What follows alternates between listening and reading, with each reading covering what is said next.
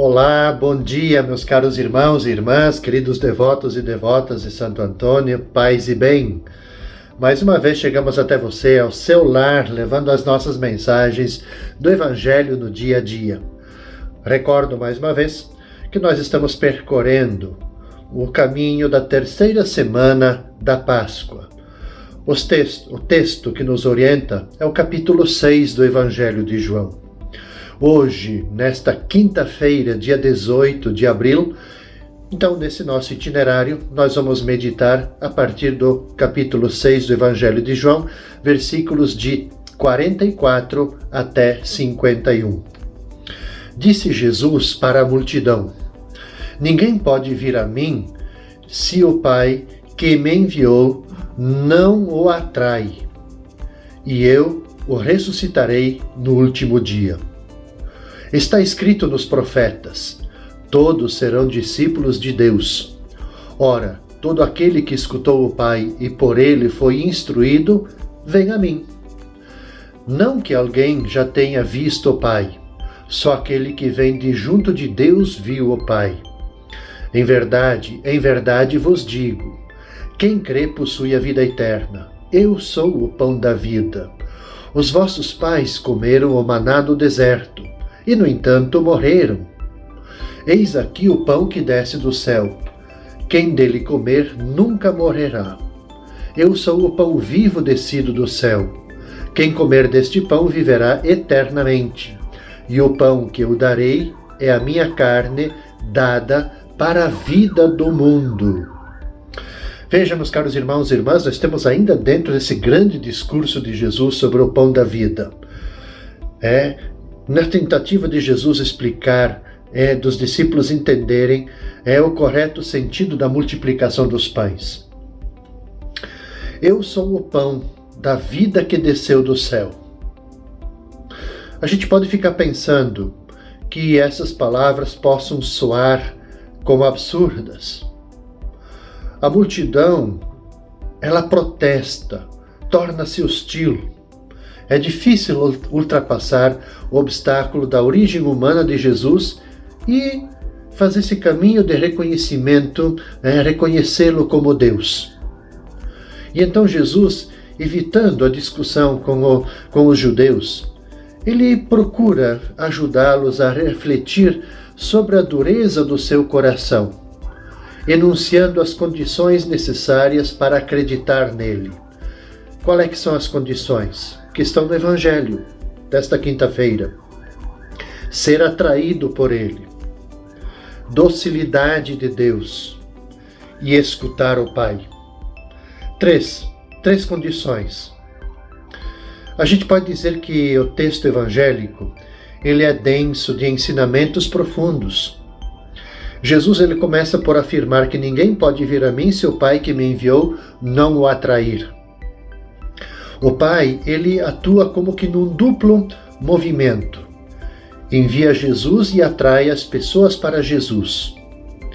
E Jesus mostra que o mais importante é a nossa relação com o Pai. Sem ela, até a nossa relação com Jesus, ela seria uma relação superficial.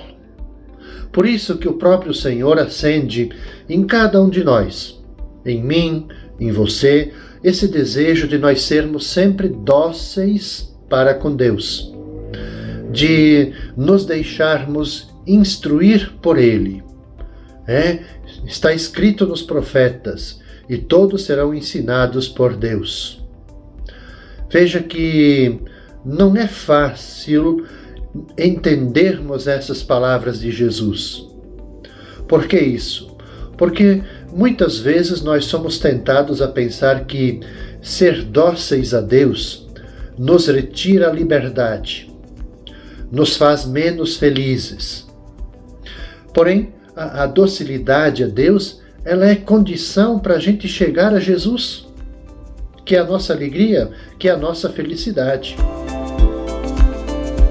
Na sexta-feira, meus caros irmãos e irmãs, dia 19 de abril, vamos rezar, vamos meditar com o Evangelho de João, capítulo 6, versículos de 52 até 59. Os judeus, discutiam entre si, dizendo: como é que ele pode dar a sua carne a comer?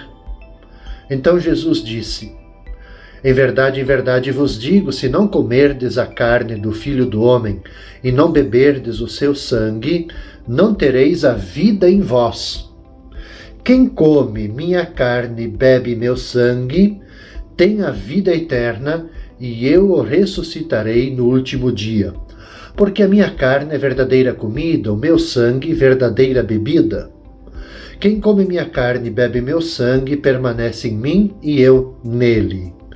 Como o Pai que vive, ele me enviou, e eu vivo por causa do Pai, assim o que me come viverá por causa de mim. Este é o pão que desceu do céu. Não é como aquele que os vossos pais comeram. Eles morreram. Aquele que come este pão viverá para sempre. E assim falou Jesus ensinando na sinagoga em Cafarnaum. Caros irmãos e irmãs, o discurso sobre o pão da vida, ele foi escrito quando já existia uma prática da celebração eucarística. É bom a gente ter como pano de fundo esse aspecto, esse elemento. E que ao instituir a Eucaristia, Jesus abençoa o pão e ele diz: isto é meu corpo. Depois abençoa o vinho e diz: este é o meu sangue. Então, carne e sangue equivalem à totalidade da pessoa. É como que se Jesus ele estivesse afirmando: sou eu que me ofereço como alimento espiritual. Os interlocutores de Jesus, eles entenderam as suas palavras em sentido material. Por isso que se escandalizam, ficam discutindo entre si como que ele pode dar para a gente a sua carne para comer. Por outro lado, comer e beber neste contexto não é algo meramente simbólico. É a própria presença de Jesus Cristo. Então, a Eucaristia é verdadeira comida e verdadeira bebida. Ela é sacramento, ou seja, sinal sensível da salvação de Deus, e ela realiza o que diz. Veja que eu quero chamar atenção para esse aspecto da murmuração dos judeus. Essa murmuração dos judeus, como é que ele pode dar sua carne a beber?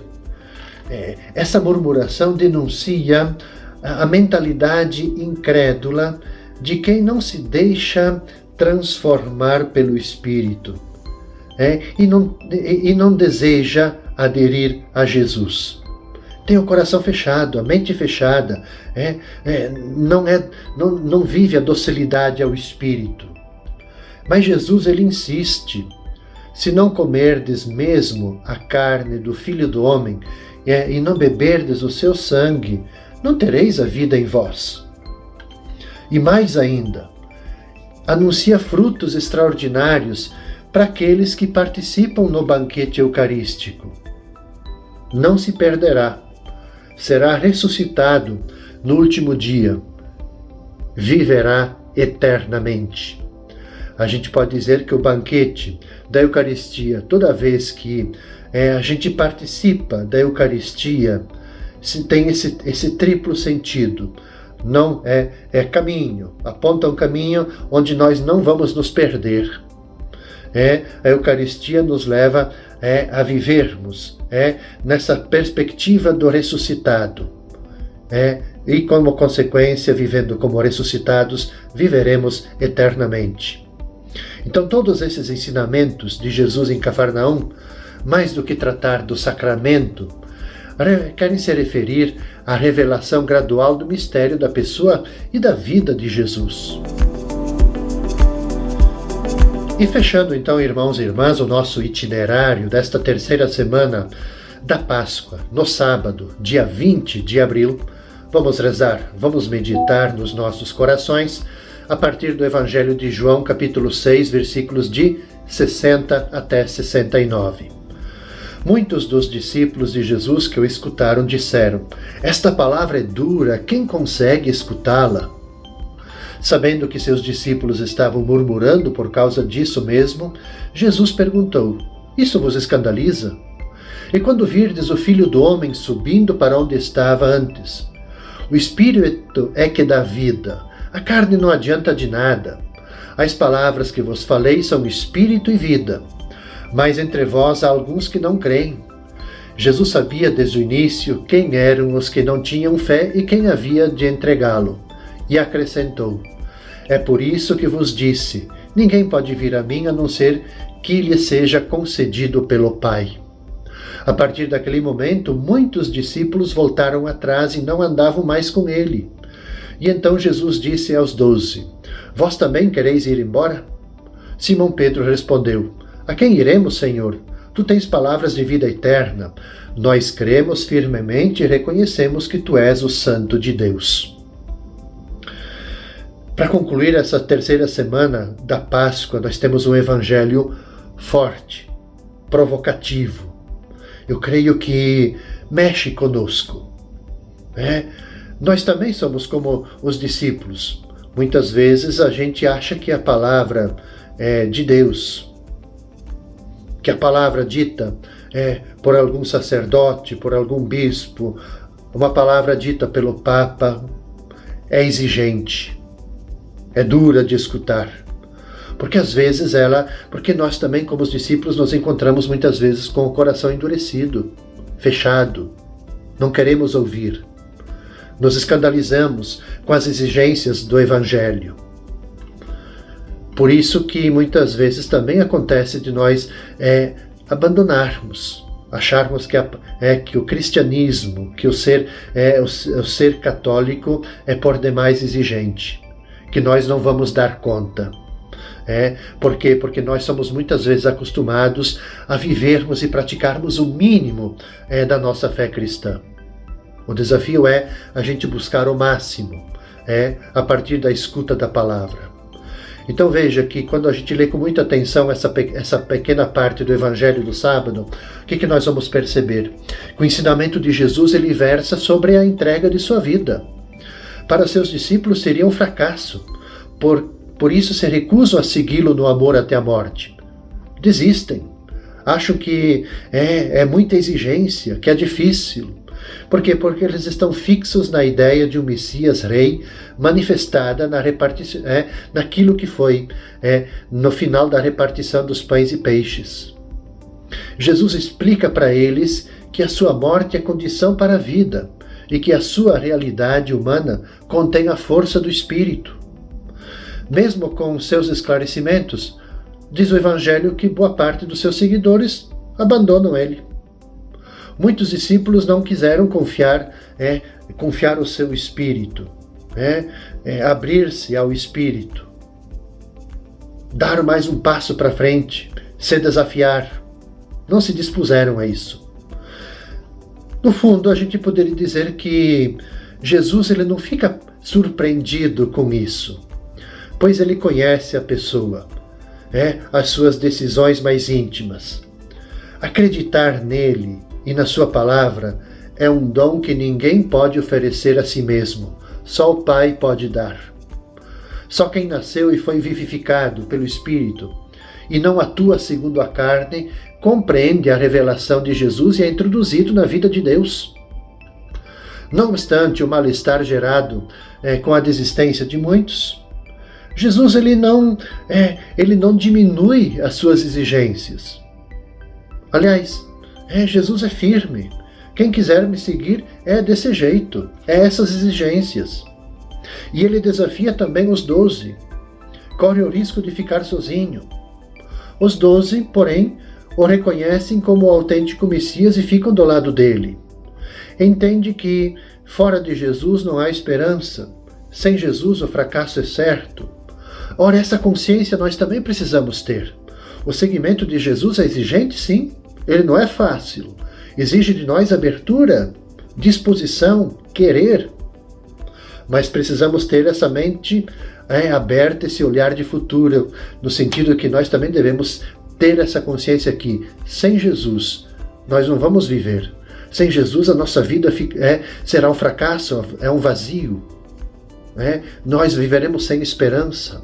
Jesus nos dá esperança, Jesus nos dá alegria, Ele nos encoraja.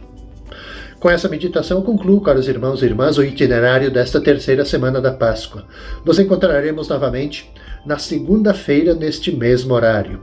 Novamente aqui do santuário, desejo que Nossa Senhora possa abençoá-los, protegê-los, guardá-los sempre, também com a intercessão, com a proteção de nosso querido Santo Antônio. Paz e bem.